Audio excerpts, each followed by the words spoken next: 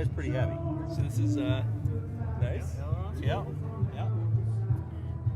Oh, the rudders feel really nice. That's Nice and smooth, huh? That's really smooth. That's great. Yeah. The brakes as always are. Oh, I don't see. So where Brakes are right here. It's just like a bike. Oh, okay. That's nice. the Russian. That's the Russian and the Chinese way of doing things. Really? Yeah. Interesting. So Okay. there's no toe brakes. Gotcha. Wow, the rudder's real smooth. Yeah. That's real smooth. That's smooth. They have nice counterweights on them. So how did you? So the first time you flew a stick, was it hard to switch? I mean, did you like learn on a yoke and stuff? No, I learned on a stick. You learned on stick. Wow. Yeah. Wow. T34s. I had to learn on the yoke afterwards. That was Okay. difficult for me.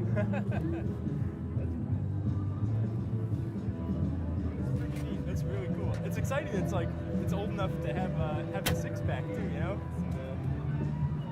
To have fluids and stuff. Everything's mechanical. Yeah. Pretty much. Yeah. Yeah, it's all push rods. That's cool. So there's no cables, it's just push rods. So it's nice and connected. Up on the seat. Yep, come on down. Well, hold on, right there. Thank you. Yep. Down to the right. So here we have nitrogen loaded on this thing, and 50 to 150 is the magic number, so I have plenty of nitrogen. Gotcha. What's the nitrogen for? The nitrogen is for the seals. See the seals on the top of the black seal right there? So I have a pressurized canopy. Oh, nice. So it's a modern jet, air conditioning and all that kind of stuff. And it also puts the a pressure on my emergency hydraulic system. So so it pumps all that up as well. Emergency hydraulics for controls. Right. Well, for the gear, the flaps, the speed brakes, Gotcha. all that. Everything kind of you need to land. Yep. So everything really kind of runs off this switch here. There's my squat switch. So when I actually lift off, the gear will extend and push that switch that enables me to actually pull the gear up. Okay. And it also has some other electronic things that go on inside the airplane that allow me to do it.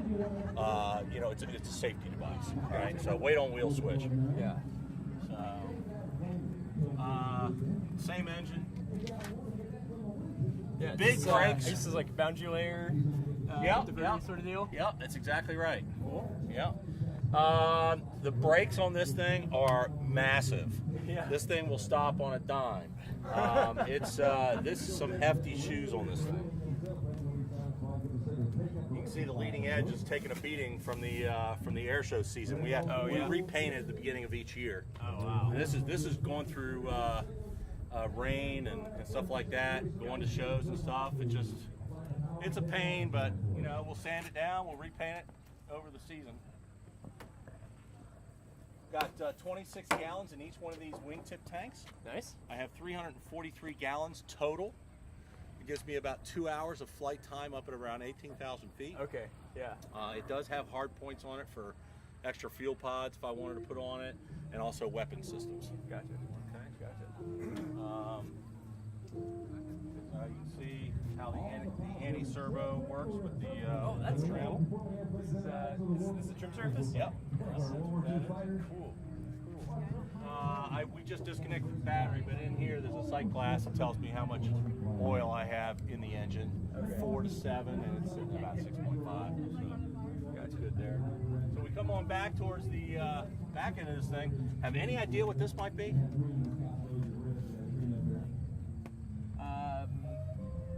Yeah, you see how it's got 1, 2, 3, 4. This is a chaff and flare bucket. So this is the military. Everybody gets that. So anybody on your tail with a heat-seeking missile, whatever, Gotcha. I can pop out a chaff or a flare, depending on what's coming after. Okay, yeah, I never noticed that. I got on both sides. So come back here. Do you know what these are about? Yeah, this is all about keeping the boundary layer at slow speed. Okay. And these are.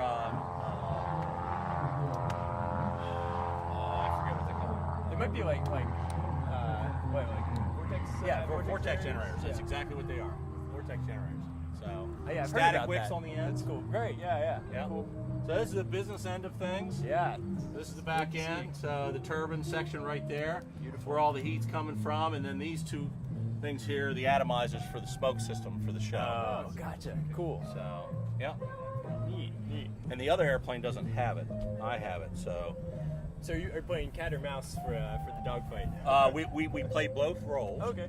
But unfortunately, I make the mistake at the end, and he gets me at the end. But you'll see, I'll be pushing him around the whole time. Okay. So, but it's a good fight. You'll really enjoy it, and it's well announced. We have our own announcer, and we have our backup announcer today. She does a great job, and she'll tell everybody all the maneuvers that we're doing and why we do them, and it really helps explain. Very different from all the other acts here, where it's just you're doing a maneuver, they tell you about the maneuver. Well, here, since it's 2 of us, we actually talk about why in the military we do support maneuvers and all that. And she goes through all that, and then eventually it gets to the dogfight. Okay. So it's head to head, right to right, fights on. Cool. And you'll see us do it right here. Yeah, I look forward to that.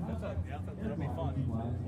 So, and then, so here, this is the exhaust port for our gas generator. So it's our APU basically. Okay. That's what starts. So I hit that. That spins up to about, I don't know, 30,000 RPM or whatever. Wow. I hit a button and it transfers the air out of that into the engine and turns the engine. Okay. So that we can get it started. Gotcha. Yeah. Other than that, everything else is pretty much the same as it was on the other side. Nice. Yeah. Very symmetrical. Yeah, it's great. Pretty cool. So you said where are those speed brakes? Speed brakes are right between the wheels. Okay, yeah. Right there. See the little things that come down there, the little blisters? Those are the actuators. Okay. The thing comes down like that. There's 2 of them, one on each side. That's pretty cool. Do you use them pretty often while flying? Or? I use them every time on landing. Okay, yeah. And I use them to slow down, or if I'm coming in on somebody maybe a little too fast, I'll deploy them and it stops my rate of descent or whatever. So, here's the flaps. So these actuators here, these will actually slide out and then down. So when the flaps are down, they come out and they come down to about here. So Fowler They're Fowler flaps. Okay. Yeah. Yeah, they're not split flaps. They actually run down on the rail. That's cool. Yeah. So What's the difference between your speed and landing speed? A lot. I mean, I will come around the corner at about 125 knots to land. Cruise speed is 280 to 300. Wow. Oh man, that's impressive. Yeah. That's great. I mean, I'll go from here to Manassas this afternoon in 20 minutes. Yeah.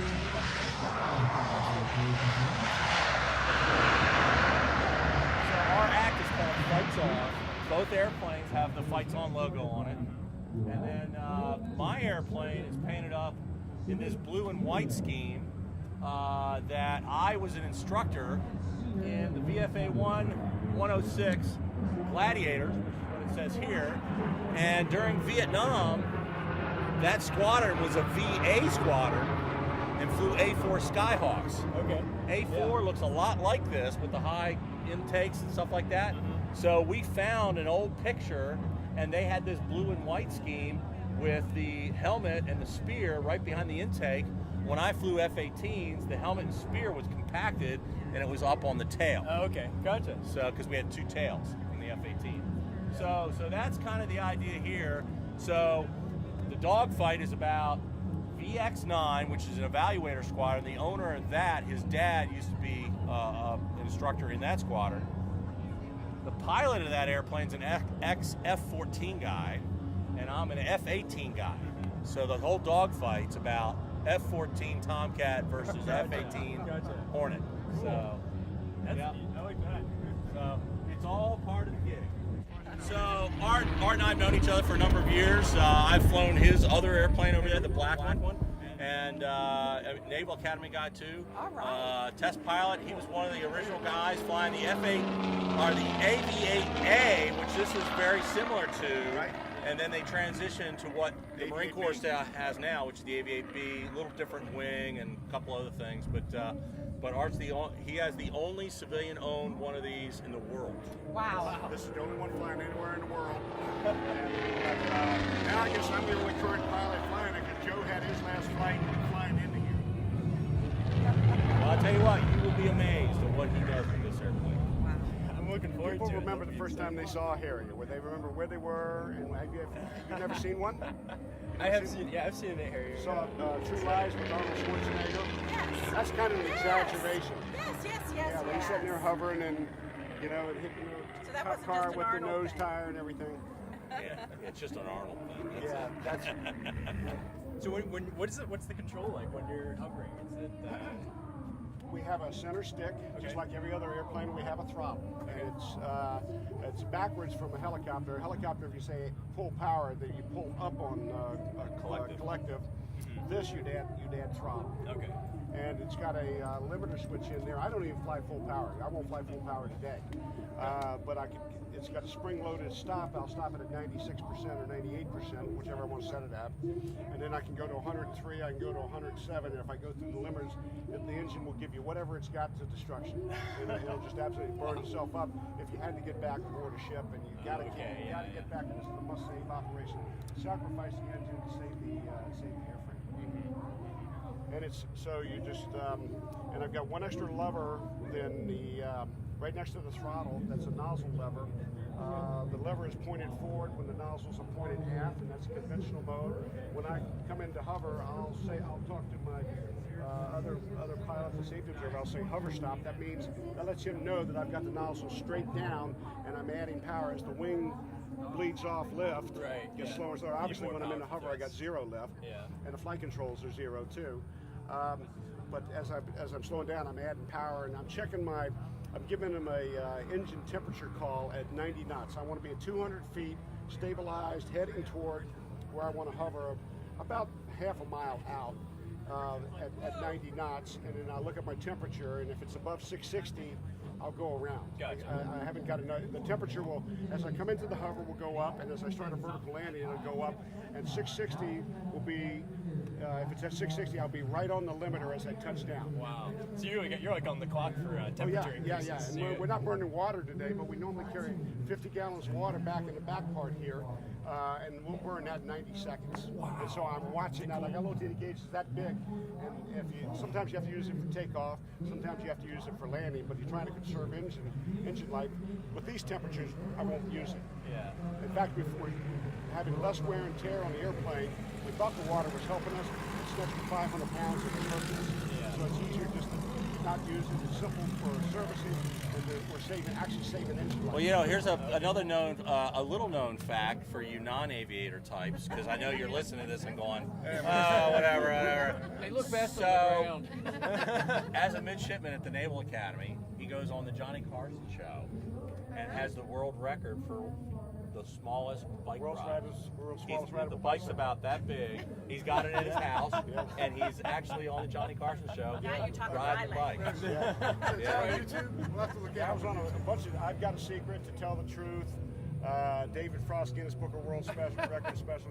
It's about a half a dozen of them or so that became actually kind of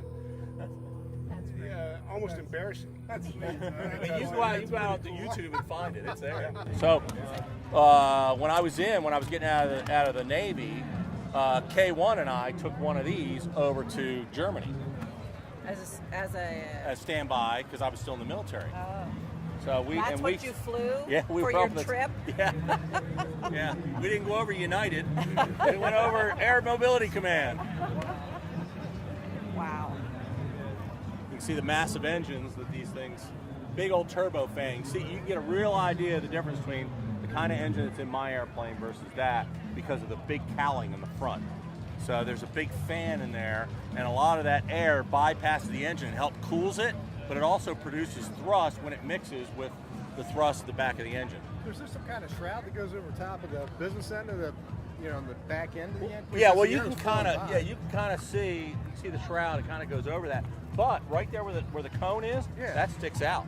Yeah, but I mean, as far as all the piping and all, and you can see it on the airplane. You see how it's all covered. Yeah, right. Yeah. So right now they're just exposing the bypass. As far as the bypass, is there anything between the outer and the No, inner for the no, it's just maybe a couple of rods to hold it in place. kidding. Yeah, the air flows that right stuff. by. All that. It helps cools it. No kidding. Well, Yeah. that makes sense. Okay, well, isn't that interesting? Yeah, that's called a bypass fan. So the air bypasses.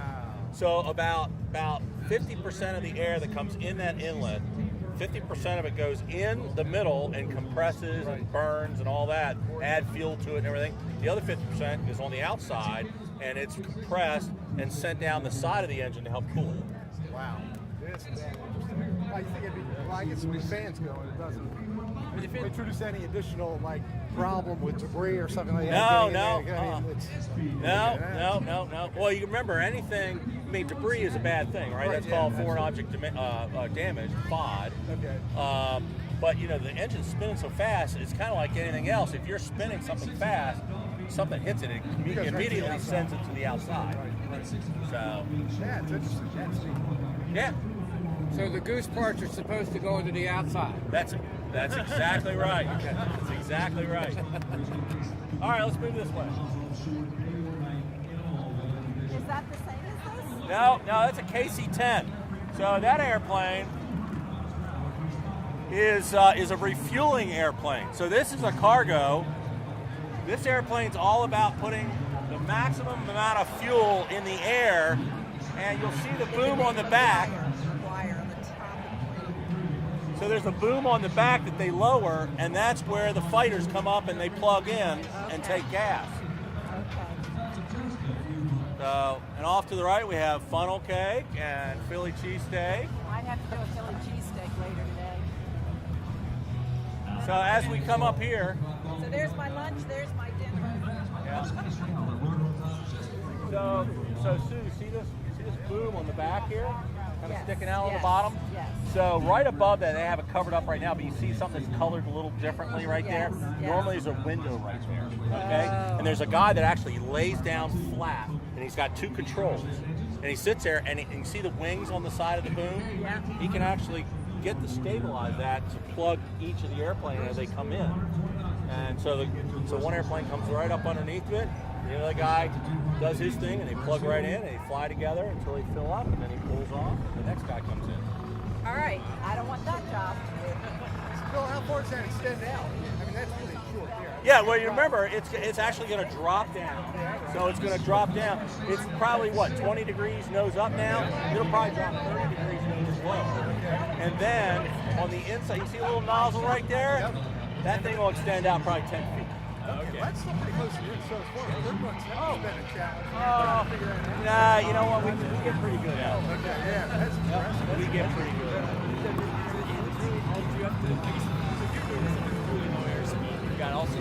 What you can't do at low airspeed. So that's the reason why we have jets like this, because he can be at 230 knots.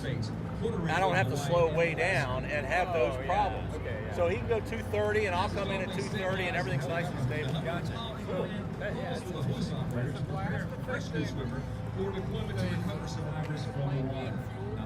The blast, what blast? No, because like I was saying earlier, this boom, right now it's about 20 degrees nose up. It'll actually go down about 30 degrees nose down. So it's actually below the jet, below the jet blast. And then you see the little nozzle at the end right there? That's like a 10-foot post. It's in there, and they extend that all the way out. So you're actually, So they're actually 30 going to be feet below. Yep. Yep. And at this level, it's going to be centered. It's not going to have a big diameter. That is correct. Yeah. So and the jet blasts are on either side. So, but no, we're down below, and we really don't have any issues with it. I don't really feel it. And then we'll off to the left, we have beautiful blue and white jet. So Bill, I brought that yellow box What yellow box? that's sitting there on the table. Right here. There's about 1,000 earplugs in there. Very good. So my friend is the doctor and wanted to give them to everybody. They need earplugs. Oh, that's good. That's good.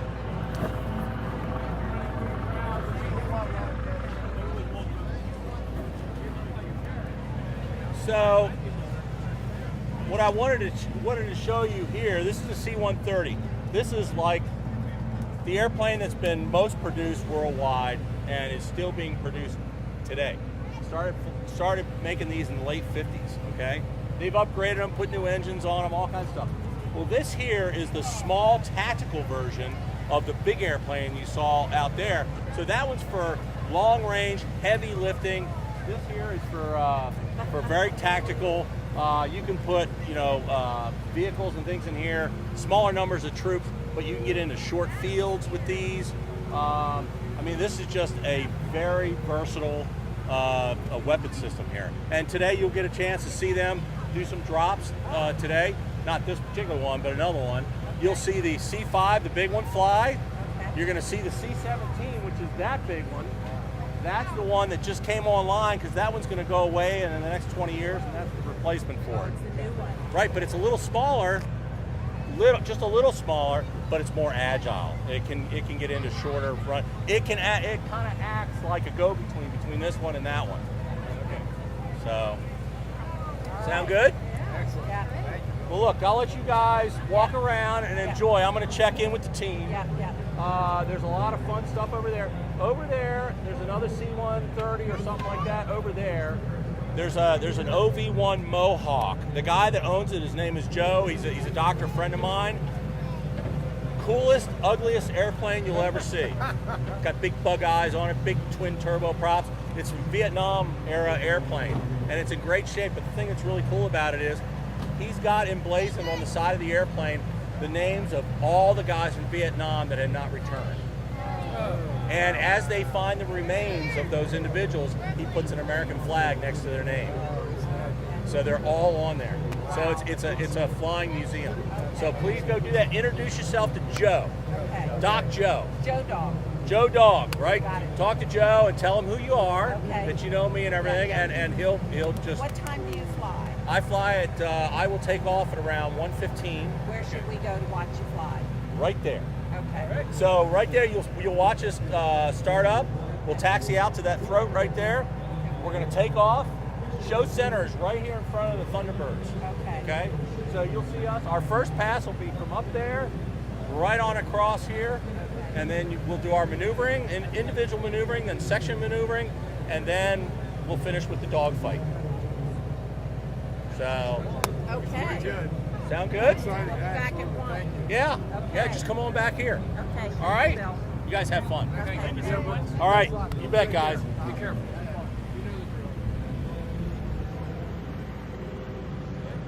Yeah, man. All right. Where's the rest of the family? Back there. Are they back to tent though? Yeah. Oh, okay. So they're ready to see this. Yep. Okay. Hey, hold on a second. Got Kim's phone. All right. If you want, either you can go back there, or here comes the Raptor. If you want to see it.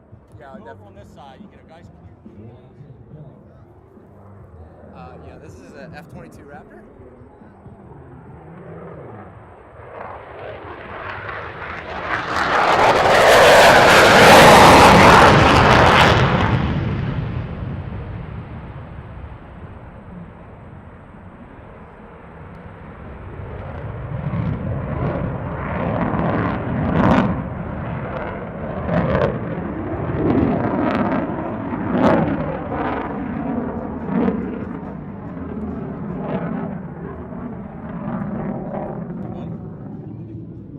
That's what taxpayers are for.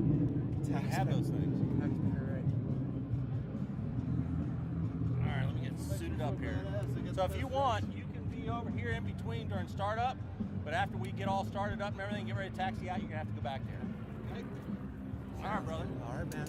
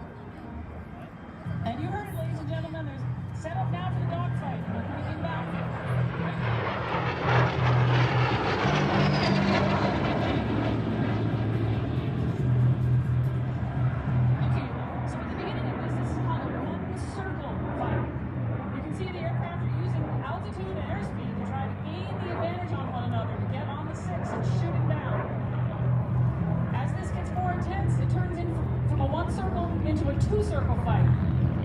Again, with each aircraft trying to get the upper advantage and get behind for the shot. You see now?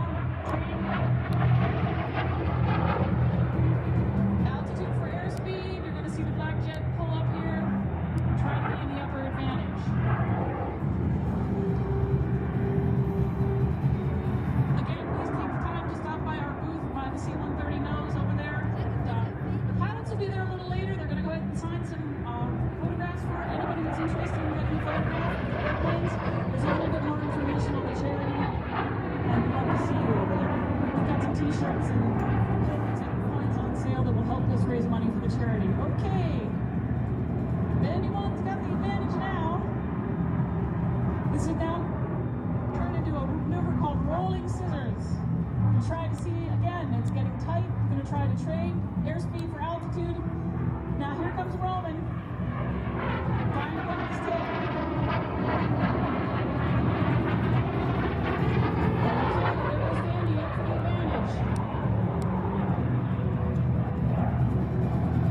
Rolling over. Here's our rolling scissors right here. Trying again to get that advantage. So you can see it's pretty engaging. They're pretty close to each other. They're getting tighter and tighter so they can get that shot.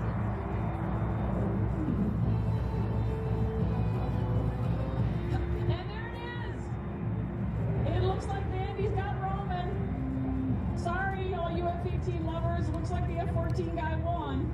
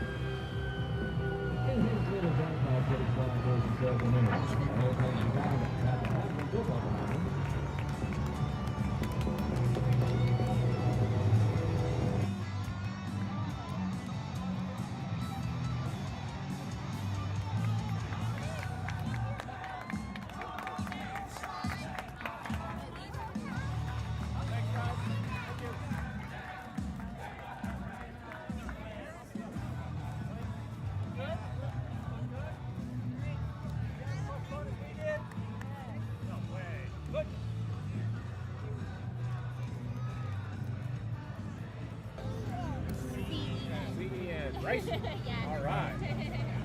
All right. Here. Taking it on over there. All right. What do we got here? You know what?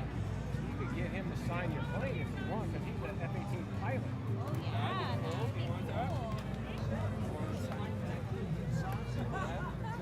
All right. Well, I need a marker. There you go. We gotta get the marker. Here, you get a sticker too. What do you say? I'm going to sign it under here so it's not in the way. you think, brother? Okay? Four. Thank you. Sweet, All right. Yeah, yes we do. All right, we need another pen. Oh, okay. There you go, brother. All right. Way to go. All right, thanks. All right, here you go to that one. All right. Here we go. I got it. Who's this one for? For you? For you? What's your name? Wes? W-E-S, is that what you go by? Wes, okay. I thought you just said Wes. He's got a nice marker. Awesome. Sign on the back. Sign on the back for you. Here, I'll do that. And then we can ask him. He'll sign that one. I like this one. Stand over here too. Okay, there's one. There's somebody else. Got cake markers, but take longer to dry. Are you okay? Yeah, I think so. We'll fake it. There you go. You want mine too? Okay. All right.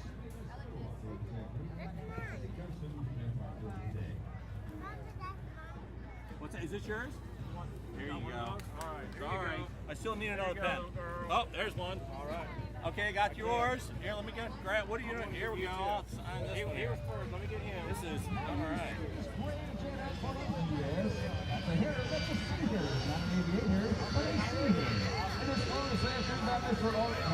Here you go. Cool.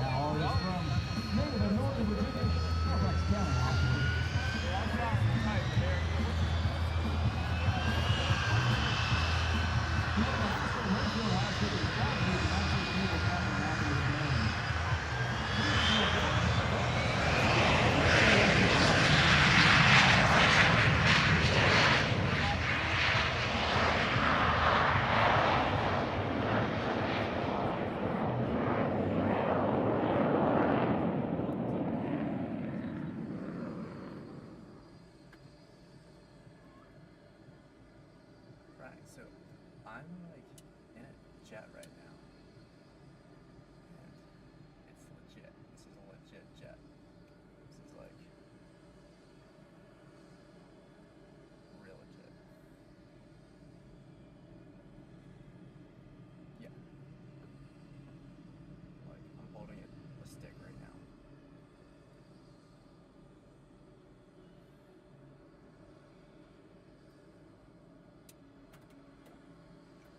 All right. Put your headset on. Okay, it's on. Okay.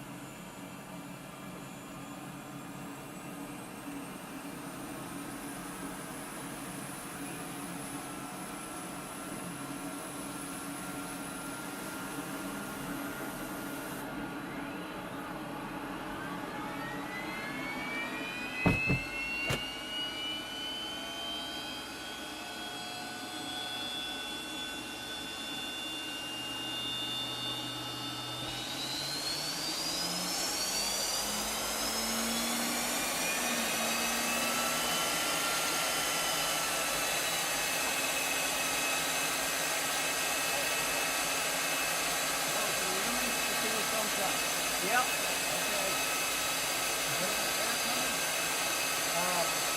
Nobody elected on the stick? What's that?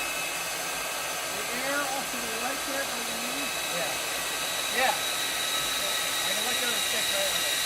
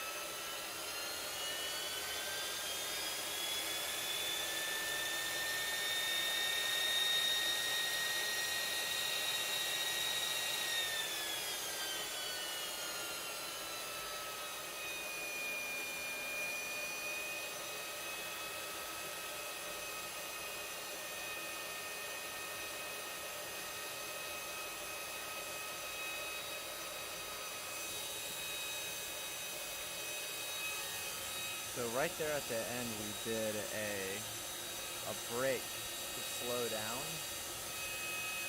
and it was like he turned really hard, and it was crazy because I noticed that my taste buds were picking up on all this metallic tasting stuff. I don't know what's up with that.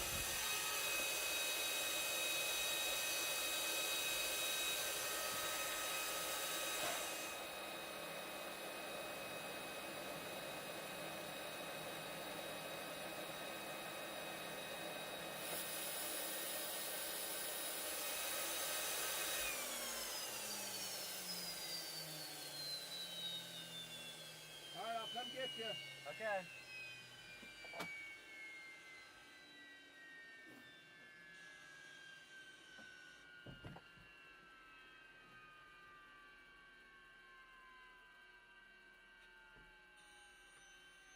Welcome to Virginia.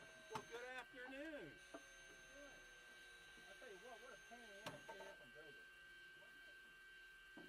Yeah.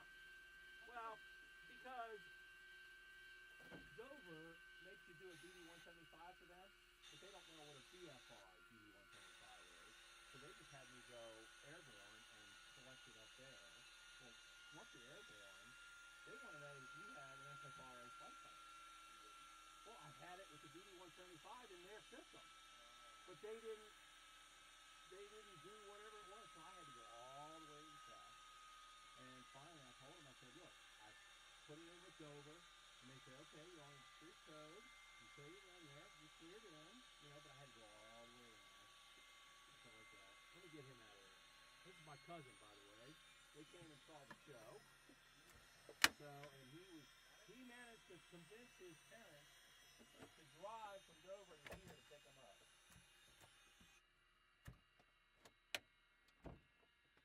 They just set her over nice and easy. Winship, this is Kevin. Hey, Kevin. Winship. Nice and easy. There you go. I'll make sure I've got all my crap in one spot. Kevin, good to see you. Yeah, nice First to time meet in a jet? you. Yeah.